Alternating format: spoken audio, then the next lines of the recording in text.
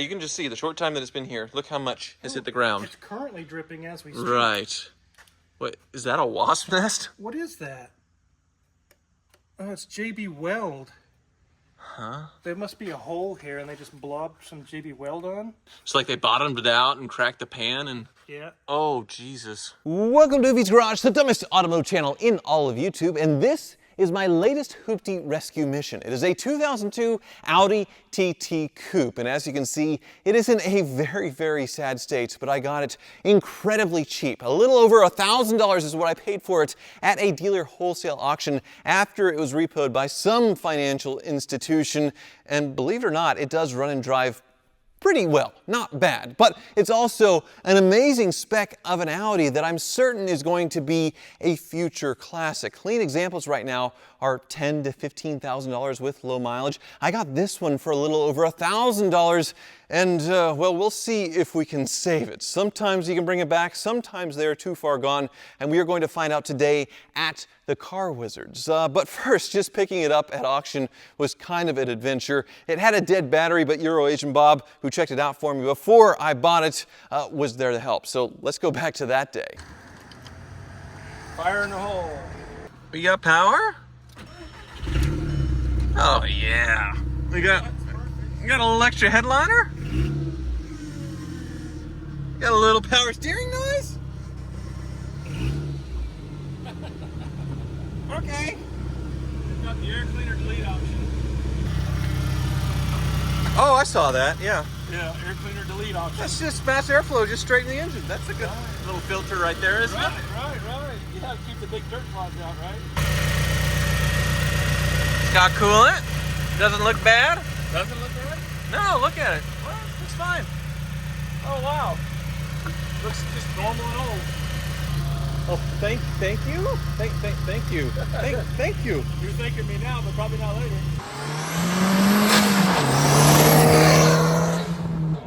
So yeah, this $1,000 Audi drove 20 or 30 miles here down the highway to the hangar without any fear of it breaking down. There were plenty of issues though, suspension problems, all the lights on in the dash, no air conditioning, but overall seems pretty solid.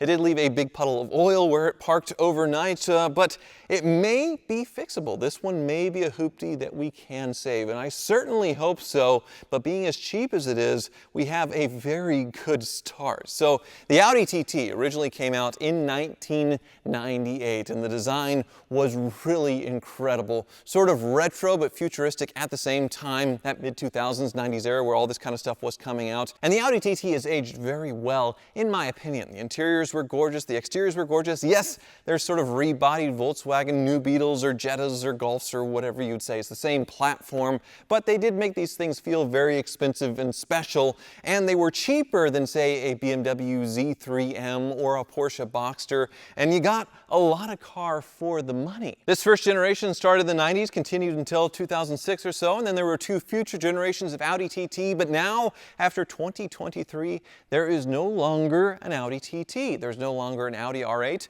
and they're also retiring the Audi S5, which means Audi, for the first time in 25 years or more, will not have a coupe in their lineup at all. They'll have 6, 7, 8 different SUVs, but they will not have a two-door sports car in their lineup, maybe ever again, which sounds insane, but people just aren't buying these kind of cars anymore. And as time goes by, as coupes completely disappear from automakers' lineups, along with manual transmissions, which this one has that as well, I do definitely see how this could be a collectible vehicle, maybe not something like a Porsche air-cooled that's now $100,000 for a normal base, Carrera or whatever, but still $10,000 to $15,000 for a mint one that cannot last forever. And the Hoopties, well, they'll eventually be all gone, even though they made like 600,000 to 700,000 Audi TTs over 25 years. People will drive them into the ground, and what few will be left will be sought-after vehicles. Because this is sort of the nice in-between mid-2000s where it's easily fixable as far as, well, Audis go. Still take the nose off to fix a lot of things, but as far as the diagnostics and the modules, pretty simple. The repair is pretty straightforward. Not in modern cars where the engines are crazy complicated with a bunch of different gotchas and electronic stuff that you just can't fix. This is sort of a sweet spot where people who want to go analog with their cars will lust after these and still have all the modern conveniences and stuff that they want. This particular example, though, despite its great spec, wasn't loved very much by its previous owner or owners, or they didn't show very much love, at least outwardly, as far as the maintenance and things. And then it was repossessed by a lending institution and sold at auction to me. So, well, let me give you a tour and show you what the state is of a $1,000 Audi TT. It's so sad.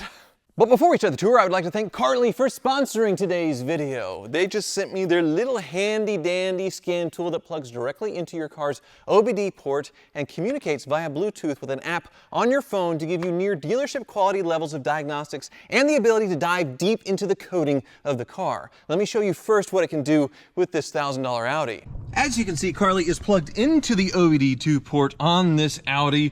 I'm connecting it to my phone now and running diagnostics, and my health status is very bad.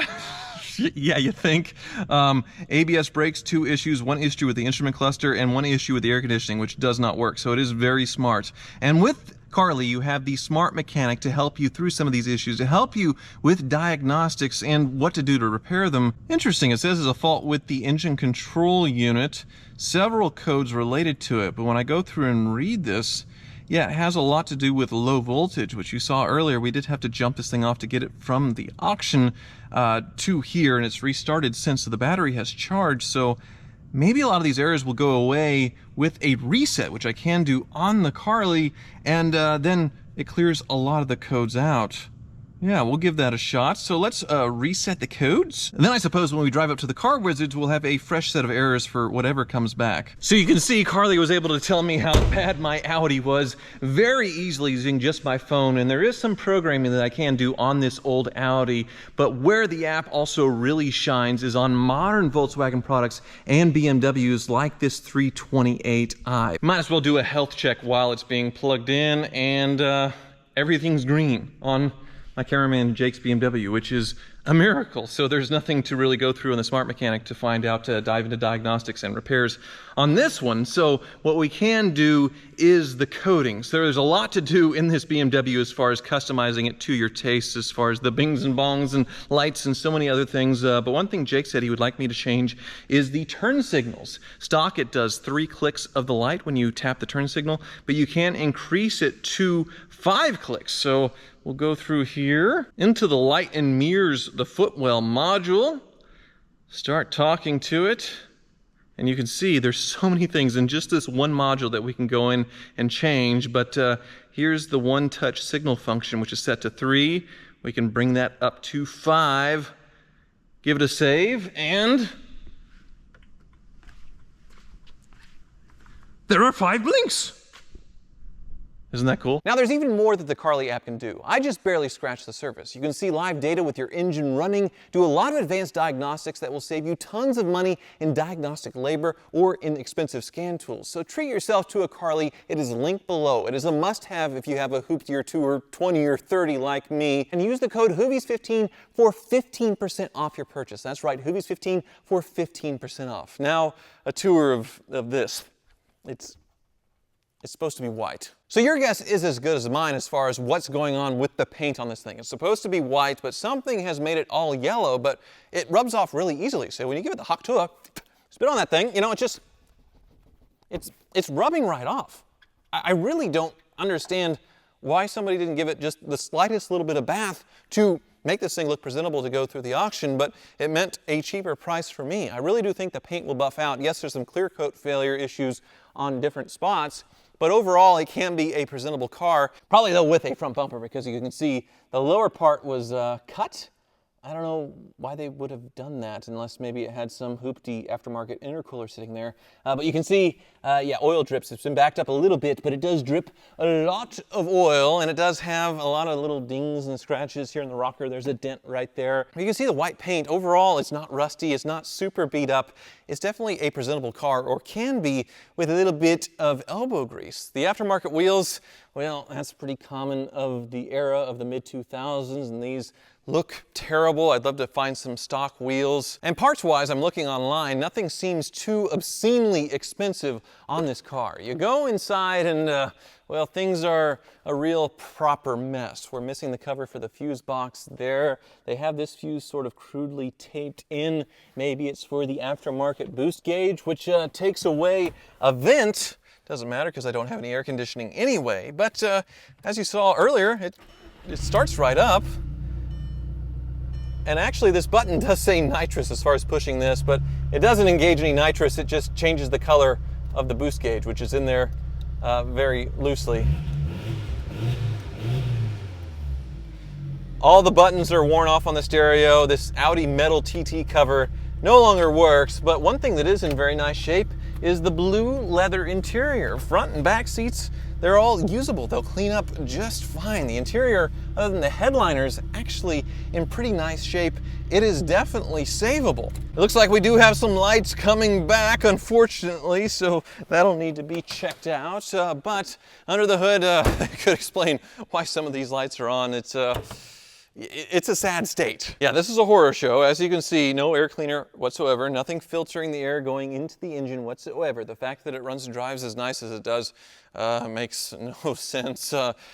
Same with the fact that it's not misfiring, even though it has, well, an interesting looking coil here that doesn't match the other three, which is very interesting. Looks like a nice little blow-off valve or something going back to the intake as far as boosting with the turbo. And this thing, well, I guess it's on there. It looks like it's about to fall off as far as the boot going around there to the turbo and such. Oil leaks galore, very, very dirty. The suspension, not good. Tires going flat. Nothing catastrophic seeming though. And same goes for when you drive it. There's nothing like horrifyingly wrong with this car. There is one big issue when you drive it that's pretty obvious. That's a common Audi TT issue, but otherwise, yeah, nothing that makes me think this car is completely mechanically totaled from one big gotcha. It may be a death of 1,000 cuts, but I suppose we'll see what the car wizard has to say when he takes a look. But yeah, the Quattro, the all-wheel drive is not quattroing. Let me show you. Driving off in this $1,000 Audi TT coupe wasn't as simple as turning the key.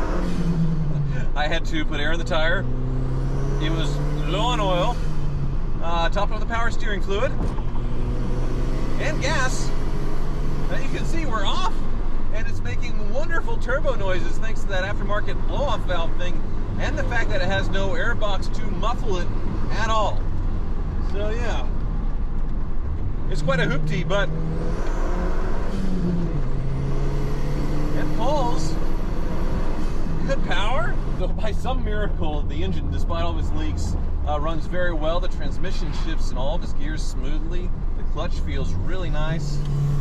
Where it really starts to let you down is in the suspension. You go over a bump or take a turn like I am now, and it's terrifying. God, you come out of the turn though. Sounds really good and pulls really hard, but it's left turns, I believe, where it makes a pretty violent clicking noise. Let's see if I can get it to do it from the axle shaft. Let's see. Yeah, you couldn't really hear it, but it's definitely clicking. And it's definitely only front-wheel drive. It has front-wheel drive based, just like a Jetta or a new Beetle, but it has a transfer case to make it all-wheel drive that kicks in when you need it. And I don't think it's kicking in on this car. But I am very curious what the massive oil leak is and how bad the suspension actually is. Got to be at least struts. I'm sure the car wizard will love to tell me and how much it's going to be, but he won't love it if I don't fix it. That's the thing. If it's just too far gone, if it doesn't make any sense, because you can buy a nice one for, you know, $6,000, $7,000 with this kind of mileage. If it's going to come in more than that, then it makes no sense. But I really do. I want to save you, so hopefully you're not that far gone.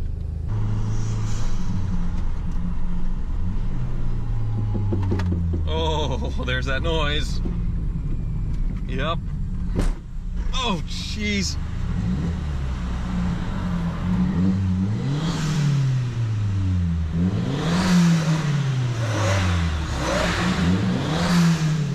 Wizards. Wizard! It's a running Testarossa. Yes, it is done. It's actually waiting for the customer. We can have it shipped out and back to their house. Wow, big engine out. So hopefully No engine out here on this Audi TT. Isn't it beautiful? It looks like pee-pee. Is this a urination special? We're not supposed to say that anymore. Euro-Asian Bob. Euro-Asian Bob, that's right. Helped me find this at auction. It was a bank repo in the repo row. And it just rubs right off, whatever this yellow is. So that'll clean up. I'm not worried about the cosmetics. I'll have to find a front bumper. I'm worried about the mechanicals because it dumps oil. It dumps it. I added 2 quarts just to get up here. Wow. It is leaking power steering fluid at a much slower rate, but it's still a leak. Lots of lights have come back on since I did a reset. And yeah, the suspension, no bueno. But the bones of the car, no major damage on it. It's a really cool spec. Did you see inside? No. Oh, it's Riptide Blue. It is, yes. Wow. Blue, 6-speed manual, high horsepower car, all-wheel drive. So this was a really, really cool thing in its day. It probably was with this color combination. It's really cool. Because you had a Beetle Turbo S, I know that you bought for me. So you do like these drivetrains, the 1.8 turbos, and know them pretty well. But yeah, it's amazing that someone has and there's a glove here. There's a weird ace of spades. Murders may have happened in this car. Or, yeah, I'm wondering about the glove. You know, if the glove doesn't fit, you must have quit. Yeah. Do you think this is Gatorade, or do you think this is so he could pass a pee test? I have used these on trips in the past when I have to go, you know, and pee. Yeah. I don't. Well, there's only one way to find out. Yeah, it's just Gatorade. Well, thank you for checking. Yeah, in the back, it's missing its spare tire. Coolant's the only thing that I didn't have to add, so that's interesting that there's an empty jug of coolant. So here's what's really scary. There was a glove. Uh-huh. And then we have a trash bag. I know. You can put body parts in. I know. I don't want to know what happened to the car as far as outside of the car, but I definitely want to check in and see where the leaks are coming from. That would be great. I see now that the Ferrari's out, you have an open lift. I do. We good? We good. Sounds weird. Go ahead and pop the hood. It's missing a few things. It sounded like the turbo was working. The cover is missing up top. Yeah. Has a different type of a setup going on there. Yep, a blow off. Yeah, but this is Wow, where's the air cleaner? it's that. That's it? The mass airflow is the air cleaner. Yes. Okay. That might be one of your warning lights on the dash. Mm-hmm. Got a catch can here for the PCB valve. Right. And then you like the ignition coil setup? Here, let me shut it off. It's just sitting there. Yeah, not only that, but this one's like, these are just They just kind of threw finger it on tight. enough Yeah. to get it sold. Mm-hmm. That's a boost solenoid just laying there. Some kind of a. It's not even. It's hooked up, but it isn't hooked to anything. It's not looking good. What the hell did they do to this thing? I don't know. I just felt really bad for it. This was, once upon a time, a really cool car that I lusted after as a kid. And to see it like this, it hurts my heart, Wizard. Up to All right, up we go. Yeah. Look, it says Hardee's. It came from Hardee's. The Hardy Financial Group? Yeah, the people who repoed it. Poor thing. So sometimes you see cars, make them sold. And this one's Euro-Asian sold. Yes. Yeah. All right. Well, this was my idea. He just helped facilitate it. Okay. Well, I found the happy spot. Oh, yeah, isn't that nice that all this is missing? But, yeah, you can just see the short time that it's been here. Look how much has hit the ground. It's currently dripping as we speak. Right. What, is that a wasp nest? What is that? Oh, it's JB Weld. Huh? There must be a hole here and they just blobbed some JB Weld on. It's like they bottomed it out and cracked the pan and... Yeah. Oh, Jesus. That's the turbo drain there, and they just kind of gooed it on there. Ugh. There's even more goo there on the oil level sensor. Oh. And they gooed the oil pan on as well. It's leaking as well. Holy crap. So I need a new oil pan. Yes, that one's trash. Should we pry this off and see the carnage underneath? Well, then it'll never move again, right? Well, we got to replace it. Well, At least at this point it's running. Before we do that, yeah, let's see how bad the rest of it is, because it could still, drive to its grave. Oh yeah, that's my clicking. There's your, yeah, CV shaft is shot. But see our timing belt up there, the cover's missing. That's weird.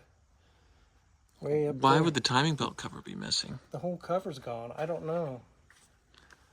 Because you don't want the timing belt just exposed all No. willy-nilly like that, huh? Your power steering pump itself is leaking. Okay, I did have to top that off. Yeah, it needs a new pump. I have no AC as well. No AC, huh? Let's take a look up here. I don't know if it's low on refrigerant or... Where's the compressor? There it is. Let's see if it turns. Yeah, it turns. So that may not be bad. It may not be. Okay. We'll see. Maybe just a leak somewhere. Oh, this one too. Both axles just completely shot. There's nothing but dirt in there. Yeah. Perfect. Ugh. That's pretty much it for the leaks up here. Did it overheat or get hot or anything? Never got hot. Never acted weird. Always pulls really hard. Drives nice actually.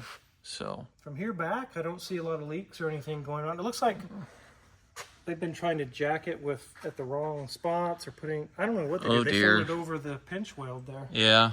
Well, it has no all-wheel drive. It seems to be spinning it. Oh, it is? Look at the rear. The rear wheels aren't spinning. The rear diff is bad. Ah, okay.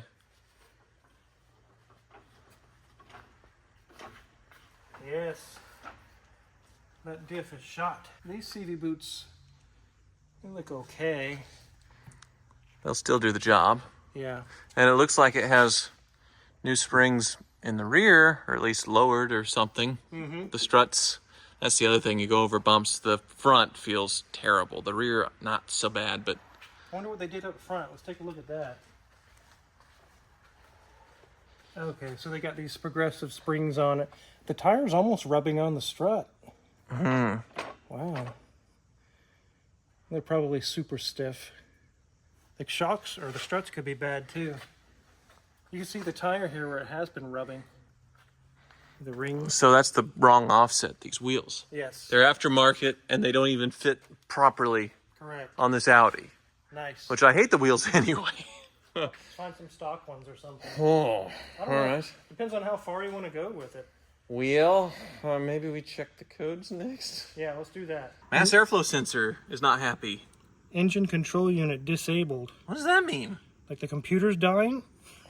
I hope not. Air injection system flow detected. There was a lot of stuff unplugged. O2 sensors bad. Cruise, the brake switch is bad. The wastegate regulator, we saw that laying on top of the valve cover. Right. Power supply low, it's probably low voltage. Okay. Power supply again. Mixture too rich. So with all that stuff under the hood that's kind of aftermarket, along with the current issues, the check engine light will never be off ever again. I don't think so, not with all those modifications. So this will be a car that somebody just drives with all the lights on. Yes. And it just hoons around and enjoys it. But they couldn't enjoy it in its current state because of the front axles, the suspension, so like struts, at least front struts, the axles, that oil pan. At least make it work and reliably. Yeah, and then having the all-wheel drive would be nice because that is what makes the TT different versus a Beetle Turbo S or something else, right? Yeah, definitely. Well, hopefully parts prices are Volkswagen-esque. They probably are, but man, it's a lot of parts to pile up. And the labor. What did you pay for the car? $1,000, or a little over with fees. Well, we're definitely going to exceed that, I can see already. Okay. The giggle, wizard giggle. Yeah. So what high-end German thing is the wizard shopping for Casio? Well, $20. On Temu, yeah. That's good news for me. I guess it is a Volkswagen at heart, so it must not be that bad. It is. I mean, but there's just not much money to be made on a pile of you-know-what. It's a TT. Yeah, this is a fine German automobile, and it's far from the worst thing I've ever brought to you, like that Baja Turbo that almost rusted apart on the lift. So That was bad. It was actually dangerous. It could have collapsed. okay, so to make this a usable car, probably you would tell most customers to just throw it away, get rid of it. But I would. yeah, not me. Of course So not. if I were to make it a usable, practical car, but never be perfect, never have lights off ever again, what am I looking at? Well, most of the stuff that's been modified, we're going to have to leave that alone. Mm-hmm. The dangling thing in the coil, I probably can't sleep at night knowing that that's just really bad. It can't exist, yes. Can't The exist. coils are just sitting there loose, yeah. Yeah. Uh-huh. So I'll go through the list here, and we'll see the total at the bottom. Okay. It's quite a bit more than what you paid for the car. The oil pan, reseal, gaskets, labor, everything, $450. Well, that's a really good start. So the pan itself must be pretty cheap then. Yeah, it's not very much, and then you got the gaskets, and an oil change will come with it as well. Most of it's labor. It's probably, what, 2-3 hours? And then yeah, okay. All right. Good start. Front struts, $750. Okay. Yeah, that sounds about right. Air filter housing with all the hardware, and also an air filter, probably around $150-200. That's aftermarket, or is That's that just like the actual air box that's supposed to go. because for the same money I could probably do like an aftermarket, Canon Just put a thing, pod filter and then on I could still hear the whooshy noises of the turbo. So know, probably $50 for that. Coil, because we can't just leave that weird coil. It's not even secured. It's just laying there. No. $80. Okay. Not All right. much. Rear diff, a good used one. Labor, which is 3 or 4 hours, $800. Ouch. So that's the big one. It's the big one. AC, if it just needs to be recharged, it's $150. And here's what's crazy about refrigerant. I remember a few years ago, before COVID, I could get a large bottle of Freon for $90. Now it's $400. And that big jug, how many cars does that charge usually? It lasts quite a while, 10, 15 cars or something. But Okay. I charge by the ounce. Uh-huh. I'm paying 4 times as much now for refrigerant. It's crazy. So an AC service is I used to be able to $50, $80, $100, help somebody out. Uh-huh. Double that now. all right. So Still reasonable. yeah, power steering pump, labor, hose, fluid, everything, $450. Okay.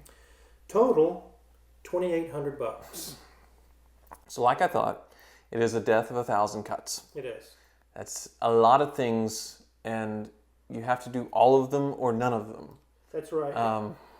And then there's all the stuff, all the modifications that really we shouldn't get into that. Right. Yeah. So I'd have to get wheels for it still. Mm-hmm. I'd have to get a bumper for it, and then I have to get it cleaned up. So I think I said like a nice example with high mileage, like 120, 150,000 miles like this one. They're in the $7,000, $8,000 range is what they would go for. This car will never be that. No. But $2,800 plus a little over $1,000 and the wheels. So I'll be $6,000, $7,000 into this one, assuming the AC charges up and it works, and assuming there's not a next round of things that break after you fix that. And yeah, it's assuming a lot. That was a crazy buy. It's amazing how $1,000 cars just start piling up quickly. Well, I think we're going to do it. Okay. But maybe I'll be able to get a little more creative as far as fixing it and finding some parts, if you don't mind. I would advise that actually, because I don't see that car being worth all that money into it. If you can cheapen it up and get some parts, or a parts car, or however you might come up with it, that would be great. Okay, well, I'll start searching. In the meantime, I'll just leave it up here, and I guess, but there's the Grand Camino to drive home? Yeah, it's done. Okay. All right, TT, you just barely sneaked in there on being somewhat reasonable to keep going, so we'll give it a chance. But yeah, I'm driving home in the Grand Camino. The lovely April Rose bought this car, and it's the first thing that she bought after selling her house, using her house money to buy Hoopties, which I am all for. But yeah, it's a El Camino with the nose of a Grand National or a GNX. It has the wheels, has everything. So it has the really cool look, but under the hood is just a normal 305. And the video's a little out of order because we did the reveal with April, but the inspection with Wizard comes out on the second channel tomorrow. You fixed some of the things wrong, but there was a lot more because this thing sat for a very long time. But what do you think of her? I think it's really cool. Actually, when you drove up in it, I actually thought it was just a Grand National, but I saw it's really long in the back. It's kind of strange. But then I started thinking, oh, something's been changed here. Yeah, it definitely works. So if you want a full tour of this thing, you can check it out on the second channel. Good Morning YouTube. There's the build and all that stuff. And tomorrow will be the deep dive with the Car Wizard on this one. But I know there's a bill to pay on this thing. And April's not here, but I guess, do you need me to pay her bill? Oh, it's no problem. I'll just actually send her the bill, and she can pay it whenever she gets time. It's no big deal. Wizard. Thank you so much for watching.